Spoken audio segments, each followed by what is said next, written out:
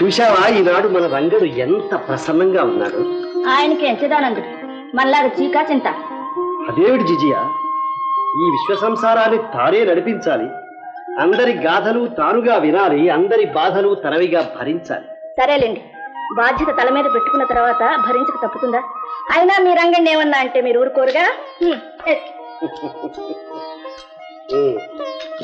కాశీ మహాదేవ్, మీ నాన్నగారు మేలు కొలుపుతో ఊరంతా మేలుకుంటే మీరు ఇంకా నిద్రపోతున్నారా? లేవండి లేవండి.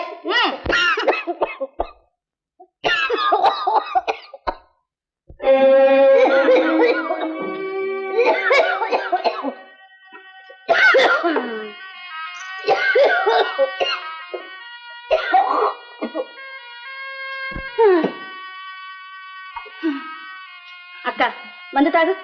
వద్దమ్మా వద్దు, ఈ తిక్కుమాలిన మంది ఇంకా నేను తాగలేదు. వద్దంటే ఎలా? వ్యాధి నయం కావద్దు. ఏం తాగినా ఈ వ్యాధి నయం కాదని నాకు ఏనాడో తెలుసు.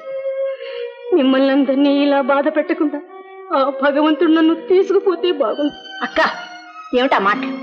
జబ్బులు మనుషులకు కాక మానులకు వస్తాయా? అది కాదమ్మా, ఇది కన్న తల్లి కూడా దగ్గరకు రాకూడనే క్షయవ్యాధి. నువ్వేమో ఎంత చెప్పినా వినిపించుకోకుండా నా కోసం రాత్రి బాగుందక్క బాగుంది. ఇదే వ్యాధి నాకు వస్తే నువ్వు చేయవా? ఈ దురదృష్టం ప్రపంచంలో ఎవ్వరికీ రాకూడదు. పేరుకు వారికి నేను పెద్ద భార్యనైనా ఎందుకు కొరగాకుండా పోయాను.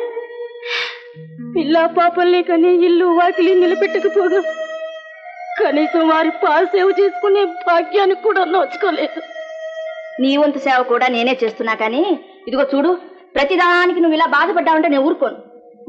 ఇందా తాగు.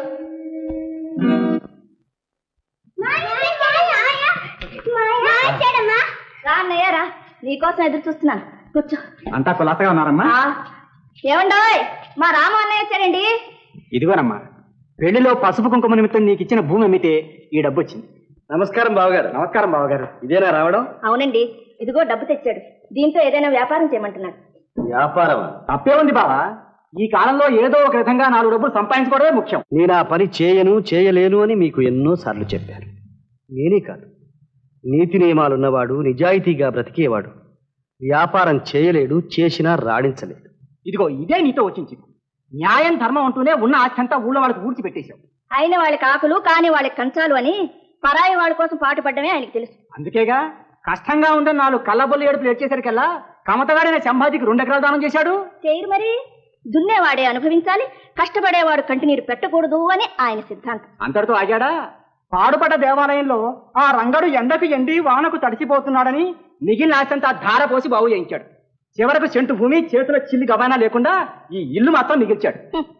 గుండెడు పాలిపోతేనే గోరంత వెన్న మిగిలిందని, ఆస్తి పోతేనేమన్నయ్యా బోల్డెడంత పుణ్యం, కావలసినంత పేరు వచ్చింది. పుణ్యం కోసం, పేరు ప్రతిష్టల కోసం నేను ఏనాడు ఏ పని చేయలేదు. నలుగురికి మంచి జరిగితే ఒకడు కష్టపడ్డా నష్టపడ్డా తప్పలేదు. నలుగురి కోసం కష్టపడ్డవాళ్ళు మా కోసం కష్టపడలేరా? మేము పరాయి వాళ్ళు పాటి చేయమా? ఏమండి, ఇప్పటికైనా బాధ్యత గుర్తించి మీరు వ్యాపారం చేయకపోతే మనమంతా భిక్షం ఎత్తుకుని బ్రతకాల్సి వస్తుందండి. అవును బాబా, నేను నిన్నేం దేశాన్ని దోపిడీ చేయమంటం లేదయ్యా. ఏదో ఒక వర్తకం చేసి నీ పెళ్ళాం బిడ్డల్ని పోషించుకోమంటున్నా. సరే, మీ ఇష్టం. అమ్మయ్య అమ్మయ్య, రేపే మంచి రోజు, సరుకు తెప్పిస్తా. గోవులున్న చోట గోవిందా, రామ గోపాలుడుంటాడు గోవిందా, చిన్నమ్మి ఎదురైతే గోవిందా, రామ శతకోటి లాభాలు గోవిందా. ఏమండి, అన్నీ సర్దేశాను. ఈ సరుకంతా సాయంకాలంలోపు నమ్మేయాలి. ఎవరికి అరువులు సరువులు ఇవ్వకండి. 4 కన్నా 4 డబ్బులు ఎక్కువే సమ్మాను. ఇదిగో ఇలా మెత్తగ్గా ఉండకూడదు, కరుగ్గా ఉండాలి, తెలిసిందా? జిజియా, భగవంతుడు నీకిన్ని తెలివితేటలు ఇచ్చి మగవాణ్ణిగా చేయడం మాత్రం మర్చిపోయాడు సుమా. నేనే మగవాణ్ణి అయితేనా లక్షలు లక్షలు సంపాదించను. బయలుదేరండి. మహాదేవ్ బడి దిగ. దిగమంటుంటే నాన్నగారు మాకు మిఠాయి తెచ్చి పెట్టండి. ఎందుకమ్మా కాసి డబ్బులు దండగా, నేను ఇంట్లో వండి పెడతాగా. బయలుదేరండి. ఉండండి ఉండండి. రండి.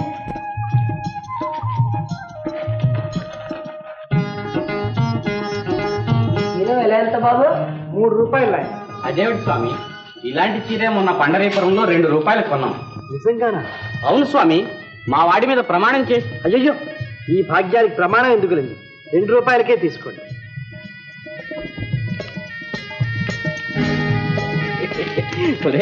ఇదే చీర పండరీపురంలో 4 రూపాయలు. ఇతను వ్యాపారానికి కొత్తలాగా ఉన్నట్టుంది. అయ్యా అయ్యా తుకారాం గారు, ఏం కాళోజీ ఇలా వచ్చారు? ఏం చెప్పమంటారు స్వామి? తెల్లవారికి నా పెద్ద కూతురు పెళ్లి సహాయం చేస్తామన్నవారు సమయానికి చేయలేకపోయారు. బట్టలు కొనడానికి చేతిలో డబ్బు లేదు. పెళ్లి ఆగిపోయేటట్టుంది. అయ్యా, ఇవి చేతులు కావు, కాళ్ళు అనుకోండి. పెళ్లికి కావలసిన బట్టలు ఇచ్చి నా పరుగు కాపాడండి. మీ డబ్బు మళ్ళీ పువ్వుల్లో పెట్టి ఇచ్చుకుంటాను. అయ్యా తుకారాం గారు, నా మీద ఆ మాత్రం నమ్మకం లేదా? అంత మాట అనకండి. మనిషి మాట మీద నమ్మకం లేకపోతే మనుగడే లేదు. ఆపదలు ఎవరికైనా వస్తాయి. ఇదిగో 4 చీరలు, 4 ధోవతులు తీసుకువెళ్ళి ఈ శుభకార్యం జరిపించండి. అయ్యా, మీ మేలు ఈ జన్మలో మర్చిపోను. వెళ్ళిరండి. బాబు, గుడ్డలన్నీ చినిగిపోయాయి. ఓ గుడ్డ ముక్క దానం చేయండి బాబు.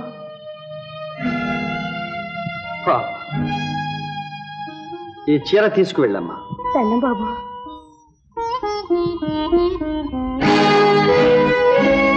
తుకారాం, ఏమిటి పిచ్చి వ్యాపారం? నీ వల్ల మేమందరం నష్టపోతున్నాం. నా వల్ల నష్టపోతున్నారా? నువ్వు ధరలు తగ్గించి అమ్ముతున్నావని అందరూ మమ్మల్ని కూడా అదే ధరకు అమ్మమంటున్నారు. అదా, నేను కనీస లాభాలకు అమ్ముతున్నాను. అధిక లాభాలు కావాలనుకునే మీలాంటి వారికి అది నష్టము అవుతుంది, కష్టము కలిగిస్తుంది. వ్యాపారం అన్న తర్వాత అందరూ ఒకే కట్టుగా ఉండి ఒకే ధరపై అమ్మాలి. దానికి కొన్ని నియమాలున్నాయి. నియమాల? అదేమిటో నాకు తెలియదే. తెలియదే? అయితే వర్తక సంఘం పెద్ద దగ్గరకు రా, ఆయనే అన్నీ తెలియజేస్తారు. సరే పదండి. గంగారాంజీ, గంగారాంజీ, నమస్తే. నమస్తే. నమస్తే నమస్తే నమస్తే. కూర్చోండి కూర్చోండి. ఏమిటయ్యా ఇలా వచ్చారు? ఈ తుకారాం మన వర్తక నియమాలకు విరుద్ధంగా వ్యాపారం చేసి మనందరికీ నష్టం కలగజేస్తున్నాడు. తక్కువ ధరలకు బట్టలు అమ్ముతున్నాడు. ఏం తుకారాం, వాడు చెబుతున్నది నిజమేనా? నిజమే. అలా చేయటం నేరం కాదా? కాదనే నా అభిప్రాయం. అసలు ఇంతకీ నీకు వ్యాపారం అంటే ఏమిటో తెలుసా? చూడండి, వ్యాపారం అంటే ధరలు పెంచి ప్రజల్ని దోచుకోవడం కాదు. ప్రజల అవసరాలను ఆసరాగా తీసుకొని అధిక ధరలు వేసుకొని లక్షలు ఆర్జించడం కాదు.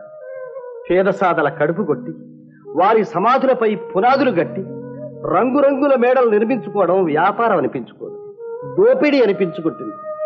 ఎందరి కష్టంతోనూ ఏర్పడ్డ ఉత్పత్తిని అందరికీ న్యాయమైన నిష్పత్తిలో అందజేయటమే వ్యాపార ధర్మం. ఏమిటి, నువ్వు మాకు ధర్మ పన్నాలు చెబుతున్నావా? ఇంతకీ మన సంఘంలో సభ్యుడయ్యారా? సభ్యత్వం అంటే మీరు చేసే పాపాల్లో నేను భాగస్థుడు కావాలా? అయితే కాలేదు, కాలేను కూడా. అలాంటప్పుడు నువ్వు వర్తకం చేయడానికి వీల్లేదు. ఎందుకు వీల్లేదు? లాభమో నష్టమో నా డబ్బుతో నేను వ్యాపారం చేసుకుంటాను. కాదనడానికి మీకెవరికి అధికారం లేదు. వస్తా. ఎంత పొగరు!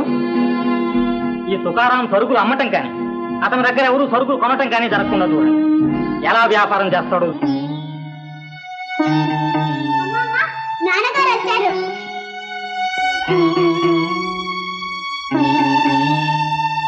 విజయ, ఏది డబ్బేది? మరేమో మీరేమీ చెప్పక్కర్లేదు. మీరు చేసిన ఘనకార్యం ఊర్లో అంతా చెప్పుకుంటున్నారు. మీరేదో వ్యాపారం చేసి మమ్మల్ని ఉద్ధరిస్తారని నిక్షాపం లాంటి భూ అమ్మించేశాను. ఏమండి, వెళ్ళేటప్పుడు చిలక్కి చెప్పినట్టు చెప్పి పంపించేనే, నా మాటలన్నీ గాల్లో వదిలేశారా? ముక్కు మొహం తెలియని వాళ్ళకి, ముష్టి వాళ్ళకి దానం చేసి వట్టి చదువుతో తిరిగి వస్తారా? ఆపదలో ఉన్న వాళ్ళను ఆదుకోవడం తప్పంటావా? ఎవరికి లేవండి ఆపదలు, అందరికీ ఉన్నాయి. అందుకని తనకమాల ధర్మం మొదటి చెడ్డ భారం ఎవరైనా చేస్తారా? అయినా ఏం కలిసి వస్తుందని ఈ దిక్కుమాల సహాయాలు చేయాలి అంటాను. గాలి ఎందుకు వీస్తుంది? మేఘం ఎందుకు వర్షిస్తుంది? మన వల్ల వాటికి ఏం ప్రయోజనం ఉందని మనకి ఉపకారాలు చేస్తుంది. విజయ, ప్రతిఫలం ఆశిస్తే అది స్వార్థమే అవుతుంది గాని సహాయం అనిపించుకో. ఇదిగో చూడండి, మీ ఆదర్శాలు నాకు నా బిడ్డలకు అన్నం పెట్టవు. కట్టుకున్నందుకు నాకు, కన్నందుకు వాళ్ళకి ఏదో బ్రతుకు తెరువు చూపించి ఆ తర్వాత మీ ఉపకారాలతో ఊరేగండి. చిచియ్య, ఎందుకమ్మా వారి మీద అలా కేకలేస్తావు? వారెప్పుడు ఇలాంటి వ్యాపారాలు చేసి ఎరుగురు కదా. అక్క, అన్నిటికీ నువ్వు వెనకేసుకు రాబట్టి ఆయన ఇలా తయారయ్యారు. భర్తకి పాదసేవలు చేయడమే కాదు, ఆయన సరిదిద్దుకునే బాధ్యత కూడా భార్యకుంది. ఆయన చేత వ్యాపారం చేయిస్తాను చూడు. వద్దు విజయ, వద్దు. మంచికి వంచనకు తేడా లేని ఈ లోకంలో నాలాంటి వాడు వ్యాపారాలకు పనికిరాడు. మళ్ళీ నువ్వు నష్టపోవడం నాకు ఇష్టం. మీ ధర్మం అంటూ ముందే చెప్పాను. ఇదిగో చూడండి, నా నగలిస్తాను, అమ్మి డబ్బు తీసుకురండి. దాంతో 4 పశువులు కొనుక్కుని నెయ్యో పాలం ఇప్పుడులాగే వ్యాపారం చేసుకుంటాను. నాకు తప్పుతుందా రండి. ఉన్నవాడికి డబ్బు జబ్బు గోవిందా, రామ లేని వాడికి తిండి జబ్బు గోవిందా. ఏమమ్మా జోదాబాయ్, మొన్న పట్టుకెళ్ళి నేతికి డబ్బులేమ్మా. ఇస్తానులే, ఇవ్వకుండా ఎక్కడికైనా పారిపోతానా? నా డబ్బులు నాకు ఇచ్చి నువ్వు ఎక్కడికైనా పారిపో, నాకే. ఇదిగో నా దగ్గర మాట అంటే మాటే. అప్పిచ్చిన నాడు మెప్పు గోవిందా, రామ తీర్చమంటే చాలు దెప్పు గోవిందా. ఎంత గడించినా గోవిందా, రామ ఈ పొట్ట నిండదు గోవిందా. అమ్మ అమ్మ డబ్బులు వస్తే ఇస్తానన్నావుగా. అమ్మ రంగు బొంగరాలు వచ్చి కొనుక్కుంటా, ఇవ్వమ్మా. ఈ డబ్బు ఖర్చు పెట్టకూడదు. అబ్బా పాపాలు అంటారు గోవిందా, రామ వీళ్ళు పాపాల రూపాలు గోవిందా.